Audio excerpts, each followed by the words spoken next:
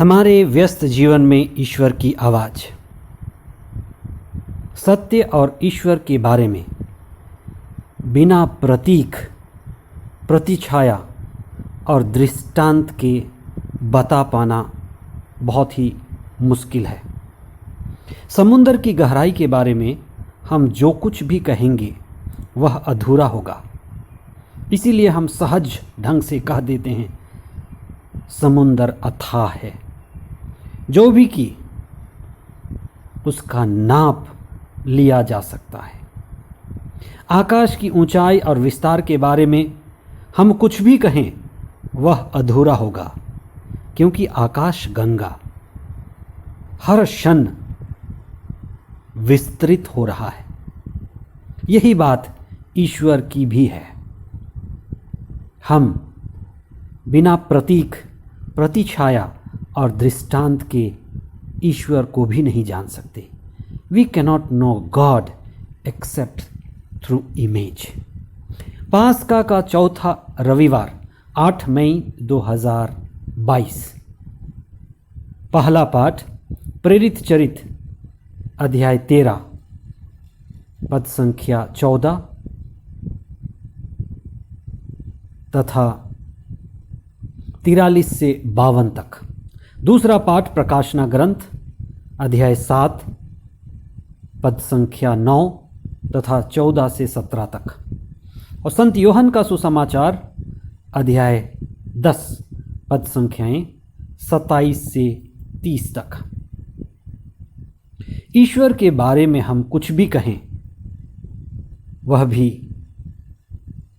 आकाश की तरह, आकाश के विस्तार की तरह और समुद्र के गहराई की तरह अधूरा होगा, क्योंकि ईश्वर असीमित है और अतुल्य है।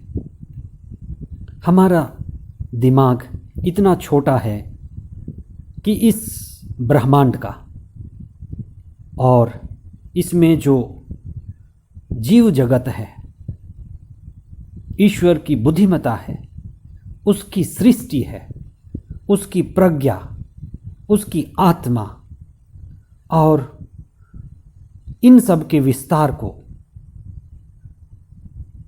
उपमा, प्रतिछाया और दृष्टांतों के द्वारा ही कुछ कहा जा सकता है। और जो हम कहते हैं वह उसके कुछ नज़दीक होगा, लेकिन यह भी कहना कि जो प्रतीक और प्रतिछाया, जो इमेज मैं देता हूँ वह अधूरा ही होगा। हमें बचपन से ही सिखाया गया है, जैसे प्रभु यीशु ने स्वयं कहा कि ईश्वर हमारा प्रेमी पिता है। आप जब प्रार्थना करते हैं तो इसी प्रार्थना कीजिए, हे हमारे पिता। वह पिता तुल्य है। प्रतीक के अलावा ईश्वर के विषय में उनकी बातें, उनके प्रतीक को समझना और समझाना कितना कठिन है। इसीलिए ईश्वर के प्रतीक और उसके इमेज को स्पष्ट करने के लिए विशेष रूप से दृष्टांतों का प्रयोग किया जाता है, और बाइबल इसी तरह के दृष्टांतों से भरे हुए हैं। आज का सुसमाचार ईसा को एक विशेष प्रतीक देता है कि ईसा भला चरवाहा है। केवल वह भला चरवाहा नहीं है, वह मुक्तिदाता है। भले चरवाहे में मुक्तिदाता छिपा है। आज का दूसरा पाठ इसी बात को कहता है कि ईसा मुक्तिदाता हैं। जो लोग हमसे पहले गुजर चुके हैं, और प्रकाशना ग्रंथ में बहुत हद तक यूहन्ना ने देखा कि कुछ लोग जो अपने वस्त्रों को मेमने के रक्त से धो चुके हैं, वे ही लोग मुक्ति पाए हैं और पुनर्जीवित ईसा के साथ हैं। इसलिए जो मेमने के रक्त के द्वारा मुक्ति पाए हैं, वे मुक्तिदाता ईसा में विश्वास किए हैं। इसलिए पुराने व्यवस्थान में ईश्वर भला चरवाहा था और उसी प्रतीक को ईसा के ऊपर लागू किया गया। ईसा भले चरवाहे हैं।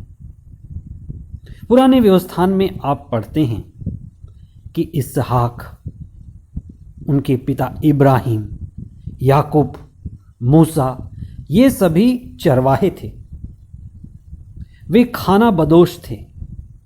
खाना बदोश का अर्थ है जिसका घर कंधे पर। वे अपने घर को लेकर के घूमते थे, तंबू बनाते थे और भेड़ चराते थे। इसलिए उन्होंने ईश्वर को भले चरवाहे के रूप में जाना। उनका धन उनकी पशुओं के झुंड से आंका जाता था। पुराने व्यवस्थान में भला चरवाहा एक बड़ा प्रतीक है, ईश्वर का असली प्रतिरूप है, प्रतिछाया है, और सिर्फ ईश्वर को ही भला चरवाहा कहा गया है। जब स्तोत्रकार ने स्तोत्र 23 में गाया कि प्रभु मेरा चरवाहा है, और भला चरवाहा के बारे में, चरवाहा और भेड़ों के बारे में इतनी गहराई से उनके रिश्तों को बताया, मुझे किसी चीज़ की कमी नहीं, आप उस पर चिंतन करें तो आपको समझ में आएगा कि ईश्वर किस तरह से पुराने व्यवस्थान में एक भले चरवाहे के प्रतीक में है। यिर्मयाह नबी के ग्रंथ में अध्याय 23 पद संख्या 2 में प्रभु ईश्वर उस समय के धार्मिक और राजनीतिक नेताओं को धिक्कारते हैं। वह निर्वासन का समय था। ईश्वर नेताओं से कहते हैं कि तुम लोगों ने मेरी भेड़ों को भटकने और तितर बितर हो जाने दिया।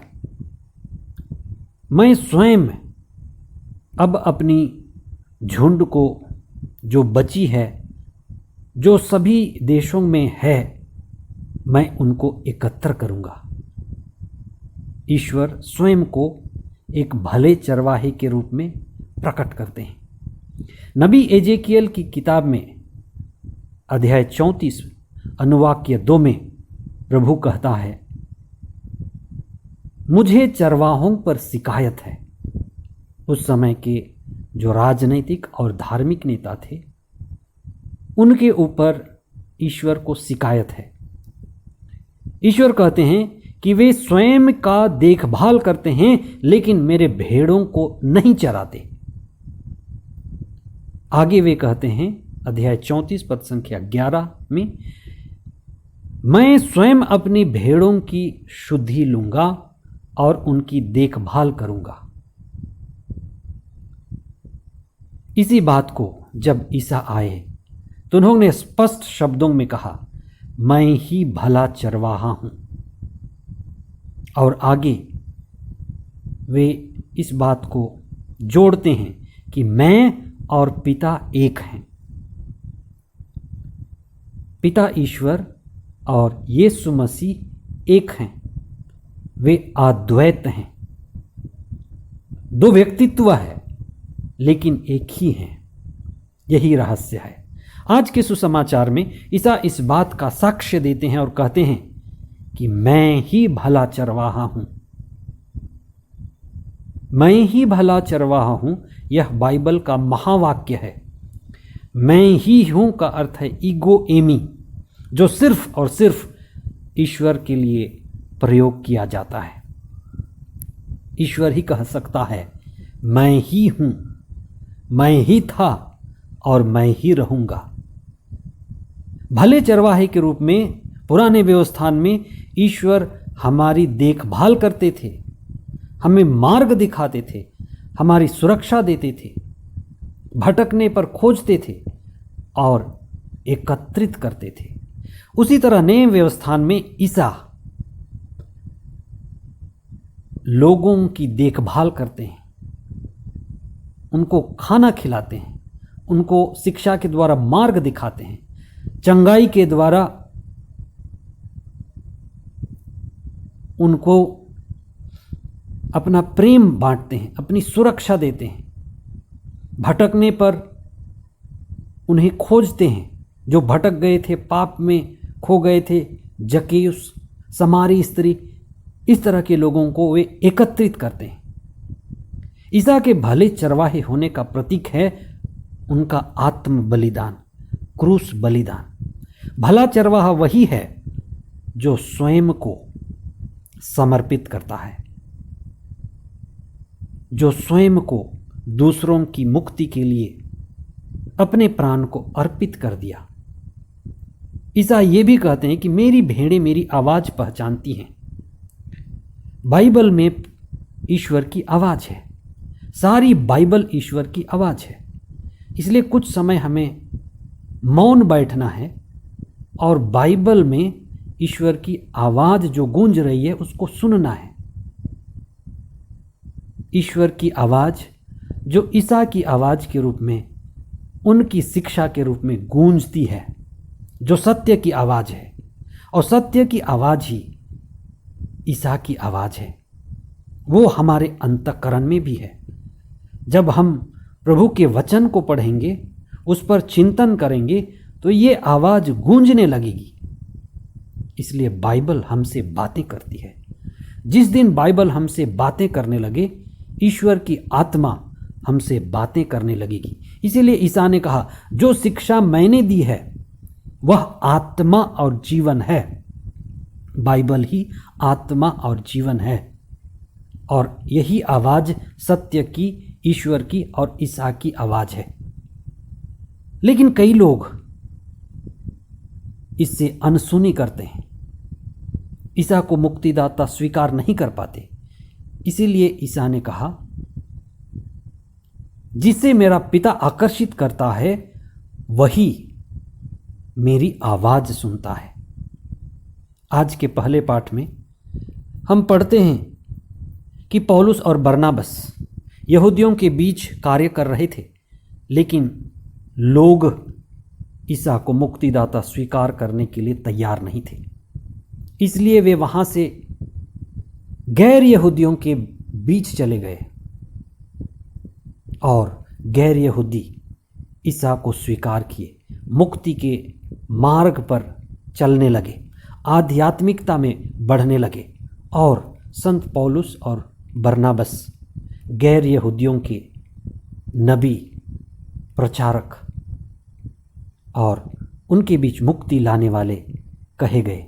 इसीलिए वे कहते हैं कि मैं तुम्हें संसार की ज्योति बना दूंगा। आइए हम विशेष प्रार्थना करें। हे प्रभु, हम धन्यवाद देते हैं क्योंकि तू ही हमारा भला चरवाहा है। प्रभु यीशु को भेज करके आपने हमें मार्ग दिखाया, हमें शिक्षा दी, हमें पाप में भटकने से बचाया और आज भी हमें सुरक्षा देते हैं। हमें आशीर्वाद दीजिए कि हम आपको मुक्तिदाता स्वीकार करें और तेरे क्रूस बलिदान के द्वारा हम पापों से मुक्ति पाएं और पवित्र आत्मा और जीवन का अनुभव करें आज के दिन, यहीं इसी वक्त। ये प्रार्थना हम करते हैं हमारे प्रभु ख्रिस्त के द्वारा। आमीन।